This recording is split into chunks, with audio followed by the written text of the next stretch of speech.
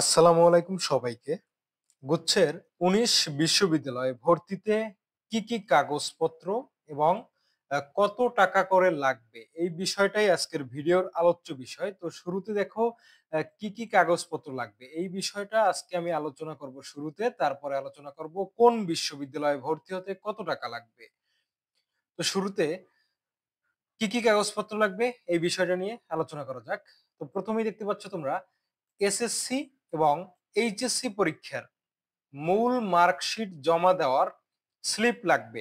ঠিক আছে? তুমি যে এসএসসি এবং এইচএসসি পরীক্ষার গ্রেড শিট বা মার্কশিটটা জমা দিছো, সেই মার্কশিট বা গ্রেড শিট জমা দেওয়ার যে একটা তুমি স্লিপ পাইছো, বিশ্ববিদ্যালয় কর্তৃপক্ষ যে তোমার একটা স্লিপ দিছে, ওই স্লিপটা তোমার লাগবে।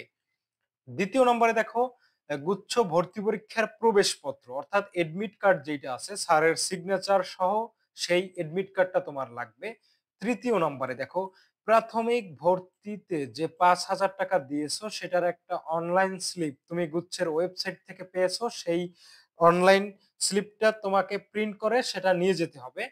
তারপরে ৪ নম্বরে দেখো পাসপোর্ট সাইজের ৬ থেকে ৮ কপি ছবি তুমি রাখবা। তারপরে ৫ নম্বরে প্রশংসাপত্র। কিসের প্রশংসাপত্র? এইচএসসি পরীক্ষা তুমি যেই কলেজ থেকে দিছো, তোমার এইচএসসি পরীক্ষা যেই কলেজে দিছো ওই কলেজে গিয়ে বললেই হবে যে প্রশংসাপত্র লাগবে। তাহলে ওই কলেজ থেকে একটা প্রশংসাপত্র দিবে। ওই এইচএসসির প্রশংসাপত্রটা লাগবে। এসএসসিরটা লাগবে না।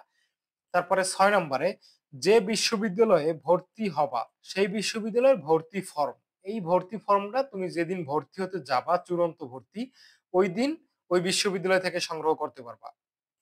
তারপরে এসএসসি এবং এইচএসসি রেজিস্ট্রেশন কার্ড, অর্থাৎ তুমি যে এসএসসি পরীক্ষা দিছো এবং তুমি যে এইচএসসি পরীক্ষা দিছো সেই এসএসসি এইচএসসি রেজিস্ট্রেশন কার্ড নিশ্চয়ই তোমার কাছে আছে।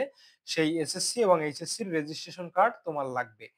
যারা কোটা সুবিধা ভোগ করতেছো বা যারা কোটায় চান্স পাইছো তাদের কোটা সংশ্লিষ্ট যে কাগজপত্রগুলো আছে ওইগুলো লাগবে। যেমন তুমি যদি মুক্তিযোদ্ধা কোটায় চান্স পেয়ে থাকো সেক্ষেত্রে ওই সংক্রান্ত কাগজপত্র লাগবে। তুমি যদি আদিবাসী কোটায় বা অন্য কোনো কোটায় চান্স পাও ওই সংক্রান্ত কাগজপত্রগুলো লাগবে তোমার।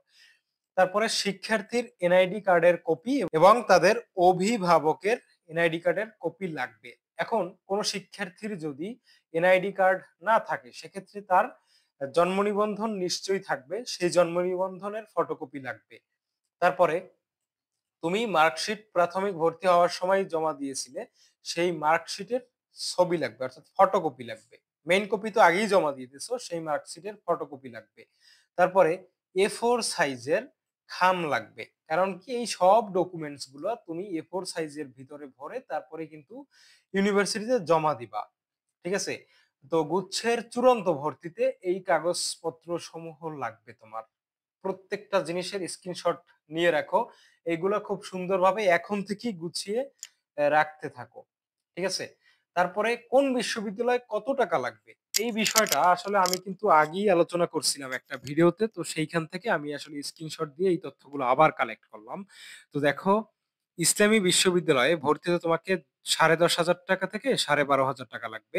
তারপরে মাওলানা ভাসানী বিজ্ঞান ও প্রযুক্তি বিশ্ববিদ্যালয়ে ভর্তি হতে তোমাকে ১৫ থেকে ১৯,০০০ টাকার মতো লাগবে। তারপরে পটুয়াখালী বিজ্ঞান ও প্রযুক্তি বিশ্ববিদ্যালয়ে ভর্তি হতে ১০,০০০ থেকে ১২,০০০ টাকা লাগবে। নোয়াখালী বিজ্ঞান ও প্রযুক্তি বিশ্ববিদ্যালয়ে ভর্তি হতে ১৫,০০০ থেকে ১৬,০০০ টাকা পর্যন্ত লাগবে। জাতীয় কবি কাজী নজরুল ইসলাম বিশ্ববিদ্যালয়ে ভর্তি হতেও ১৫,০০০ থেকে ১৬,০০০ টাকার মতো লাগবে। তারপরে যশোর বিজ্ঞান ও প্রযুক্তি বিশ্ববিদ্যালয়ে ভর্তি হতে ১৭ থেকে ১৮,০০০ টাকা লাগবে। বেগম রোকেয়া বিশ্ববিদ্যালয়ে ভর্তি হতে ১০,০০০ থেকে ১১,০০০ টাকা লাগবে। পাবনা বিজ্ঞান ও প্রযুক্তি বিশ্ববিদ্যালয়ে ভর্তি হতে ১২,০০০ থেকে ১৩,৫০০ টাকার মতো লাগবে। গোপালগঞ্জ বিজ্ঞান ও প্রযুক্তি বিশ্ববিদ্যালয়ে ভর্তি হতে ১৪,০০০ টাকা লাগবে। বরিশাল বিশ্ববিদ্যালয়ে ভর্তি হতে ডিপার্টমেন্ট ভেদে ১৫,০০০ থেকে ১৮,০০০ টাকার মতো লাগবে। রাঙামাটি বিজ্ঞান ও প্রযুক্তি বিশ্ববিদ্যালয়ে ভর্তি হতে ১৭ থেকে ১৯,০০০ টাকার মতো লাগবে। রবীন্দ্র বিশ্ববিদ্যালয়ে ভর্তি হতে ১৭,৫০০ টাকার মতো লাগবে। বাংলাদেশ ডিজিটাল ইউনিভার্সিটি বা গাজীপুর ডিজিটাল ইউনিভার্সিটিতে ভর্তি হতে ১৫,০০০ টাকা লাগবে। নেত্রকোনা বিশ্ববিদ্যালয়ে ভর্তি হতে ১৫ থেকে ১৮,০০০ টাকা লাগবে। জামালপুর বিজ্ঞান ও প্রযুক্তি বিশ্ববিদ্যালয়ে ভর্তি হতে ১৫ থেকে ১৯,০০০ টাকা লাগবে। কিশোরগঞ্জ বিশ্ববিদ্যালয়ে ভর্তি হতে ১৬,০০০ থেকে ১৮,০০০ টাকা লাগবে। চাঁদপুর বিজ্ঞান ও প্রযুক্তি বিশ্ববিদ্যালয়ে ভর্তি হতে 15,000 টাকা লাগবে। সুনামগঞ্জ বিজ্ঞান ও প্রযুক্তি বিশ্ববিদ্যালয়ে ভর্তি হতে 17 থেকে 19,000 টাকা লাগবে। পিরোজপুর বিজ্ঞান ও প্রযুক্তি বিশ্ববিদ্যালয়ে ভর্তি হতে 16 থেকে 18,000 টাকার মতো লাগবে। তো এই টাকার পরিমাণটা আমি গত বছরের টাকার পরিমাণের সাথে তুলনা করে আসলে বললাম। তো এর থেকে ২-১,০০০ টাকা প্লাস মাইনাস হতে পারে। তো এইটাই আরকি। তো এই তথ্যগুলো আসলে তোমরা অনেকে বিভ্রান্ত হতে পারো যে বরিশাল বিশ্ববিদ্যালয়ে ভর্তি হতে ১৫ থেকে ১৮,০০০ টাকা লাগবে, এই ৩,০০০ টাকা কাদের বেশি লাগবে? আর আসলে যারা আসলে সায়েন্স ডিপার্টমেন্টে আছো বা ইঞ্জিনিয়ারিং ডিপার্টমেন্টে যারা ভর্তি হবা, ওই ক্ষেত্রে ওদের টাকার পরিমাণটা বেশি লাগবে কারণ ওদের ল্যাব ফি আছে, তারপরে আরো কিছু খরচ আছে ওদের। ঠিক আছে? তো ওই ক্ষেত্রে ওদের খরচটা বেশি হবে। আর যারা মনে করো আর্টস কমার্সে যারা আছো তাদের খরচটা কম লাগবে। তো আমি কিন্তু তোমাদের জন্য আসলে অনেক কষ্ট করে ভিডিও বানাই। তো তোমাদের কাছে আমার অনুরোধ থাকবে সাবস্ক্রাইব করে দেওয়ার জন্য।